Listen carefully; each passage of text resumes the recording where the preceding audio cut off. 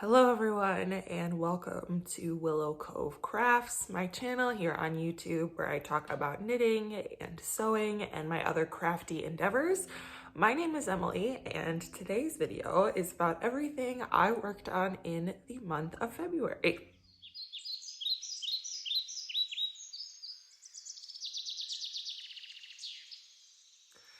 As I mentioned, it is now the end of February. I believe it's February 26th, I want to say. And it has been about a month since I put a video out. My last video was my January project update, and I fully intended to put out a couple more videos this month, but I had some stuff going on with work and my personal life, and I just did not have the wherewithal to record this month. And I feel like we're kind of moving past some of that a bit, and I'm ready and in the right headspace to make a video just in time for the end of the month to talk about everything that I have worked on. So sorry for not being here. I'm really hoping moving forward I can get back to more of a regular schedule, but yeah, February was just a little rough, and I had to prioritize my mental health over putting out YouTube videos, and I am certain that all of you can understand that. So here we are. Again, I'm going to be talking about everything I worked on in the month of February. It's not a lot. I did a lot of making in February, my normal amount, but I have spoken about this in a couple of my previous videos that I'm trying to be a bit more monogamous is not the correct word because I do have multiple projects going, but I have been sticking to a single knitting project and a single sewing project, and I've just been working on those things. So I have really significant progress on a small number of projects. So yes, it has been really nice just working on a few things. I definitely have moments where I am like kind of sick of what I'm working on and like really want to start a new project. But I'm trying to just like recenter and like focus in on what I have in front of me and appreciate the projects I'm working on currently. And yeah, it's really nice at the end of the day to just like come home and know exactly what I'm going to be working on and to not have to make any sort of decisions or try and balance things. And yeah, I think I might do this more moving forward, like working on just a few small projects, because I find it really,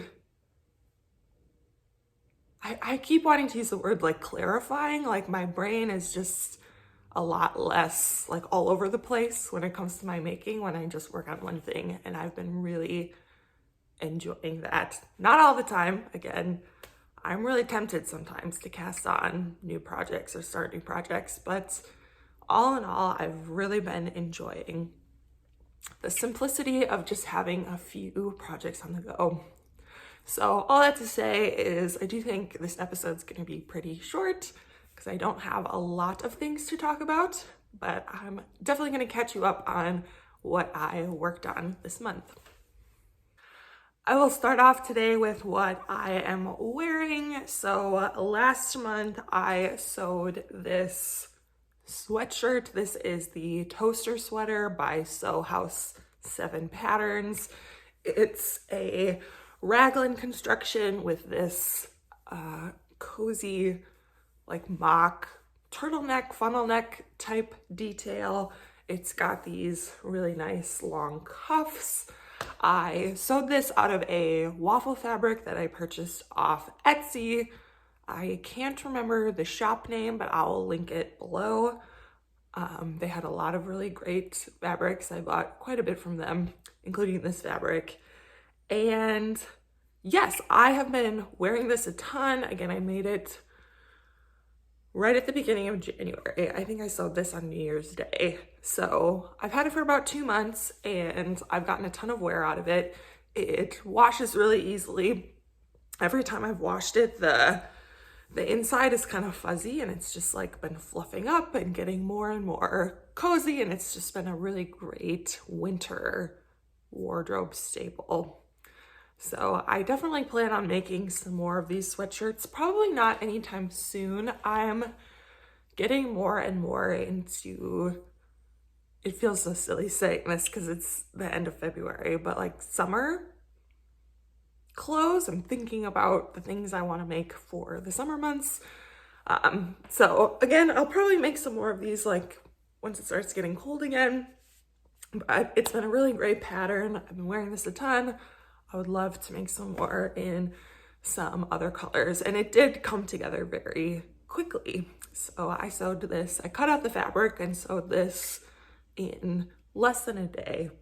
So it was a really like quick win, very satisfying. So again, that's the Toaster Sweater by Sew House 7, and I recommend it. All right, let's get into what I worked on this month. I have no finished objects, and as I mentioned at the beginning, I have one knitting work in progress and one sewing work in progress. They are the same two works in progress I showed in my January project update video. So you may remember those, but they have both had some significant progress. So let's start with knitting. So this month I have been working on the Ingrid Sweater by PetiteKnit, which is a top-down drop shoulder sweater, and it's got these big horizontal bands of different textures kind of going down the body and the sleeves. So last month I was about right at sleeve separation, and throughout the course of the month I have finished the body. You can see, let me center this. The stitch marker is where I was last month, so I had just gotten a little past this ribbed panel. And since then, I have finished the body. And just yesterday, I started the collar. I couldn't think of the word for collar. And yeah, I'm hoping today to finish this up and then cast on for the sleeves. A couple big call outs about the work I did on this month. I have to show you the bind off. I took the time to do the Italian sewn bind off. It is called for in the pattern, so you know, I was sticking to pattern. However, in the past, if a pattern had called for an Italian bind off or a tubular bind off, I would have skipped it completely. I didn't like see what all the fuss was about. I thought it seemed like a lot of work for little impact, I suppose. But I first did this bind off this past summer. I was doing a test knit and I wanted to stick to the pattern for the purposes of the test knit, and she called for a tubular cast on and bind off. So I decided that I was going to try them, and I have not looked back. I love the tubular cast on and the tubular bind off. They are a bit finicky, but I think it looks so neat and clean, and I love the way it just looks like it wraps around the edge of your fabric. And it's something I think I'm gonna do forever. I would be curious if anyone out there has seen, so I've only ever seen the tubular bind off for 1x1 rib. Or I should say, I don't know if they're, I think they are technically different. I've been using the Italian sewn bind off, which I think ultimately looks very similar to the tubular bind off. But anyways, I only ever see them for 1x1 rib. I would be curious if anyone out there has ever seen a tutorial or any good tips to do it on a 2x2 rib. I do really like the look of a 2x2 rib on sweaters, on the hem and cuffs. And so I think it would be interesting to see what options are out there to do a tubular bind off on 2x2 rib, because every tutorial I've ever seen is for 1x1 rib. I also admittedly have not researched it super in depth. But yeah, I would be curious to hear from you all if you have any tips around doing a similar technique for a 2x2 rib. Just, you know, to keep my options open, to know that I could potentially do a tubular bind off if I did a 2x2 rib on a sweater. But yes, I digress. I think it just looks so good. If you haven't tried it, you should. It takes a little getting used to. I watched a really good tutorial on the Italian sewn bind off. I'll try to remember to link it below. She kind of goes into, I'm very visual and I like to understand how things work. And so she starts off the video with a little bit of an explanation of like what you're actually doing when you do the bind off. And she has this like diagram that really kind of helps you visualize what's happening. And then she kind of shows you how to do it and gives you a lot of like visual cues. And I found it very easy to follow, very helpful. You know, she gives a lot of visual cues. So like I was able to like put this down and pick it up hours later and kind of look and figure out where I was at in the bind off. So really helpful video. I'll try and remember to link it below. But I am in love, and I will do the same bind off on the neck and sleeves when I get to that part. Let me talk about the yarn I am using. So the pattern calls for a DK weight yarn held with a mohair. I wanted to use stash yarn, and so I had a cone of Holst Supersoft in the Almond colorway. This is a 100% wool. It is a fingering weight, so I wound off about half of my cone, and I have been holding this double in lieu of a DK weight yarn. And then I have also been holding it with, this is Knitting for Olive Soft Silk Mohair in the Mushroom Rose colorway. So all in all, I've been holding 3 strands together to mimic the DK weight plus mohair that the pattern calls for. I did run into a little bit of a problem. So one critique I have of the pattern, and this could be accurate. I don't like quite know how this all works. So she gives you yarn suggestion for the pattern, and she actually gives you 3 different yarn suggestions. And, you know, I kind of had a look at the yarn suggestion. I did not use any of the yarns that were suggested in the pattern. I was substituting my own, and I kind of calculated the 3 different yarn suggestions. So she gives you the yarn, and then she tells you the weight, like how many grams of that yarn you need. And so I used that information and like looked up that yarn and figured out the yardage that was needed. And I forget the exact numbers, but between the 3 different yarn suggestions, the yardage amounts was massively different. I think, I want to say like around 300 to 400 yards difference from one yarn to the other. So I kind of like looked at her suggested yarns and like didn't quite know how much yarn I was gonna actually need, because there was, again, from the smallest amount to the largest amount, there's a huge yardage difference suggested in the pattern for my size. I didn't check the other sizes, But for my size, I was kind of left with like, do I have enough yarn? And so the cone I was using, obviously I'm holding a double. So the cone, the Holst cones have, I think, a little over 3,000 yards on them. It's a 500-gram cone. So obviously if I'm holding a double, I have half of that. So I had about 1,500 yards of yarn. And for one of the yarn suggestions, it was enough. And for another yarn suggestion, it was not enough. And so I was like kind of in this like weird place. I knew from the beginning that like I wasn't certain I was gonna have enough yarn, and I did not. Or at least I am assuming I did not. I've kind of done some rough calculations, and I really don't think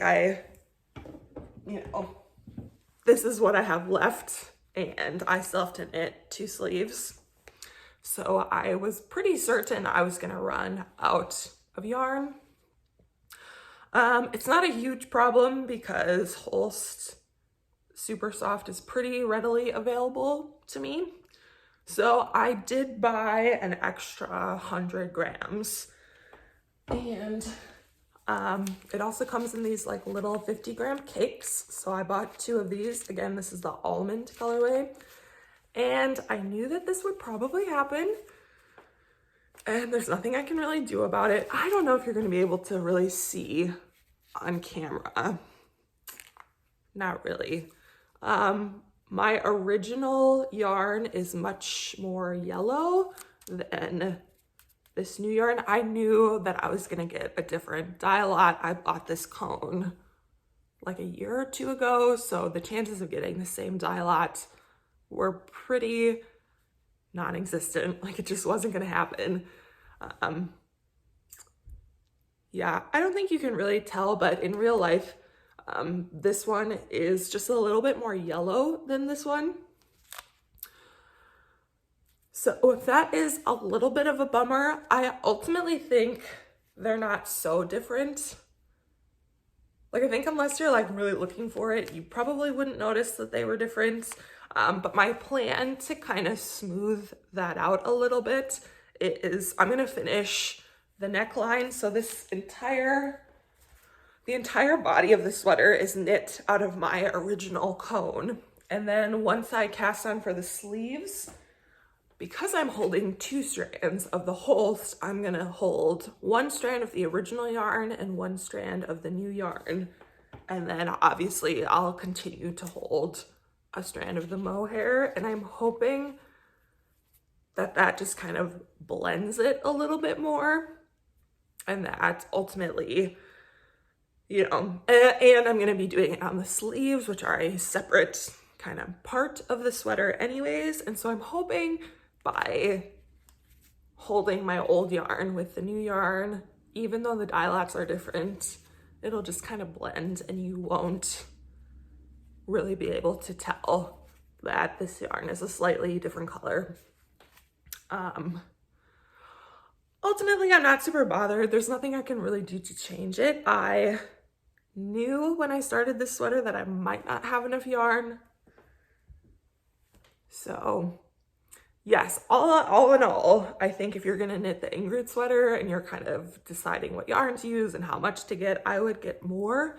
I would kind of look at her suggested yarns and get the amount for the most, or get the highest yardage that you end up calculating, because 500 grams was not enough for me. I ended up needing 6. So anyways, there is my sweater one more time. I'm really hoping to maybe finish this up in the month of March. I'm just about at the sleeves. I really like knitting sleeves. I know that that's a bit controversial. Some people just like really hate knitting sleeves. I like the small circumference knitting. I think it goes by really fast, especially the second sleeve. I always find that the second sleeve of a sweater just goes so quickly. So I'm looking forward to knitting the sleeves. The sleeves also have this same texture patterning on them, so I think they're going to be really fun to knit because you're going to just be doing these like different chunks of textured panels, and yeah, it's gonna go by fast. So maybe this will be a finished object next month, and I'll be able to get a little bit of wear out of it before the weather starts getting nice. Again, it's the end of February. I live in Wisconsin. We definitely will have some more cold days, but I consider March to kind of be the start of our transitional season. We can definitely have some really nice days in March. We can also get a foot of snow in March. So March is a little bit of a mixed bag in Wisconsin, but yeah, hopefully I can find like a day or two to wear this in March or April. Otherwise, you know, it'll be waiting for me in the fall. So yes, once again, that is the Ingrid Sweater by PetiteKnit. And let's move on to sewing. All right, so for sewing this month, I have been working on the Inner Beauty quilt, which is a pattern by Melanie Traylor of Southern Charm Quilts. And it is this gorgeous, it's made up of a bunch of different squares and blocks that kind of come together to form a diamond shape. And I believe last month you can't put a stitch marker on a quilt, so it's hard to remember where you were, but not a stitch marker, a progress keeper. I digress. I think I was still cutting my fabric last month, and this month I have finished cutting my fabric and have started putting together my blocks. And so you can see a little bit better on the schematic on the back, but there's quite a few different types of blocks in the quilt. I really liked the color scheme in this schematic and tried to buy fabrics that matched this kind of gradient in the schematic. I would say I did so with mixed results. Some of my colors are really close and some are just like a bit off, to the point where so this, again, I love this pattern. When this pattern got published, I was completely in love with it and desperately wanted to make it. So Melanie, if you're watching this, I love your pattern. I started making my quilt and I thought it was kind of ugly. And that's purely from my fabric selection. I have actually been like nicknaming it Ugly Quilt and have been calling it Ugly Quilt in reference to it. So like, and I've been talking about it a lot. So like, I don't know, the other day my dad called me up and like we were just talking about things and he was like, how's Ugly Quilt? Like even my dad knows what I'm talking about when I talk about Ugly Quilt. Just because of my colors. Again, I don't know what it is. The pattern is beautiful. That schematic is beautiful. And I used it to try and pick my color palette. But then when I started putting together the quilt blocks, I was like, I think it might be ugly. I no longer think it's ugly. The farther along I get in the quilt, the happier I am with it. I think there was like a few factors that contributed to me fearing that I was making an ugly quilt. I think the center of the quilt just happened to use some of the fabrics that I was most unsure about. Again, some of my fabrics were just like a little off from what was in the schematic. They weren't quite right, but I decided to move forward with them. And so a lot of those fabrics just coincidentally ended up in the center, which is where I started sewing. And so I like made my first few blocks and I like laid them out and I was like, oh, I just don't know. And like They didn't look cohesive. Yes, and then the other factor I think is I'm using all solid fabrics, which I have never sewn a quilt completely out of solids. And I think that was just like a little like stark and jarring at first. I feel like if you use patterned fabrics, they just like blends a little bit more and like everything just looks a little bit more, again, cohesive. Whereas the solid fabrics, it's like very sharp lines. You know, all you're kind of left with is like the color and the shape, and it just has a very different look and feel. Again, as I've been working on it, I've forced myself to work on it. I was like, well, I've spent hours and hours cutting out all this fabric. I did really like my fabrics like all stacked up together. So I was like, I think, you know, the center is like maybe a little bit of an anomaly, but I think maybe as I continue to sew and, you know, the quilt gets bigger, I was like really hoping that it would become more cohesive. And I think it has. I'm still working on my blocks, but I'll like lay them out and just kind of see how things are looking. And I think it's looking good. I'm much more happy with it. Every time I make a new set of blocks and kind of lay them out, I'm more happy with it than I was before. So the center might still be a little ugly, but I think it works as a whole. Cohesively, I think it's gonna be fine. So I will show you what I have so far. So I have a big stack of blocks. This bottom half, these are just like plain blocks. So again, like, I think this is a nice color palette. It looks really good. There's just like something weird that happened in the middle. I don't know. But anyways, I will show you all the different types of blocks I have made. I will start with, so like this is the center. It looks fine, or it looks good, I should say. It's pretty subtle, but it's an 9 patch. And then these are the ones that really threw me. So just to the sides of the center are these blocks. It looks fine. This color in particular was just like really throwing me. I don't know. It's fine. I truly think it's gonna all work out. And so then I also have this black. I have multiples of most of these. I've